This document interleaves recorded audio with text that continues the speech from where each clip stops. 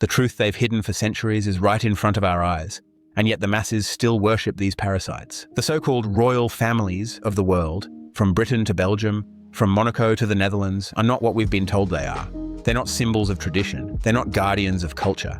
They are the descendants of dead gods, Baal, Ishtar, and Moloch, and they're not even fully human.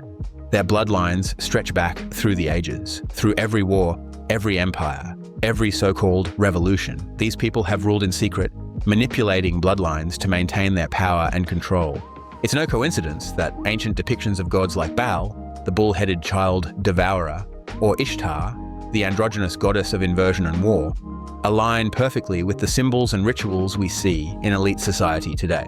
Why do you think so many women in royal families look and act like men? Because they are part of the Ishtar cult, a legacy of gender inversion, deception, and mockery of creation itself. Ishtar is the ancient symbol of androgyny, and this worship is still alive in the corridors of power. Every red carpet, every coronation, every global summit is a satanic ritual in disguise. These families, the Windsors, the Bourbons, the Habsburgs, the Grimaldis, and more, they don't just hold wealth, they hold rituals, they hold secrets, they hold blood. Their ceremonies are hidden behind the polished smiles and the empty traditions, but the truth is darker than most can comprehend. They feed off the pain and suffering of the innocent, and that's not metaphorical, that's literal, adrenochrome. It's not a myth, it's not a meme, it's the lifeblood of their inverted system. This isn't just about getting high, it's a form of feeding. It's a ritualistic harvest of fear. When a child is put through trauma, fear floods their body. The adrenaline spikes. That is what they extract. That is what they consume. Because these creatures, these shapeshifters, these demonic hybrids, cannot survive in this realm without it. They walk among us in human form, but behind their skin is something else. Something ancient, something dead, something parasitic. That's why you hear stories of eyes changing, of voices morphing, of people glitching on camera. These are not isolated incidents. These are moments when the illusion slips, and they're not alone. The financial bloodlines are just as involved. The Rothschilds, the Rockefellers, the Gates family, the DuPonts, the Pacers, the Astors, the Morgans. These families aren't self-made billionaires. They are part of the same blood cult, the same priesthood of Babylon. They've controlled the banks, the food, the media, the wars, all of it, for hundreds of years. Why do you think Bill Gates is buying up farmland and pushing synthetic food? Why do you think George Soros is funding social collapse worldwide?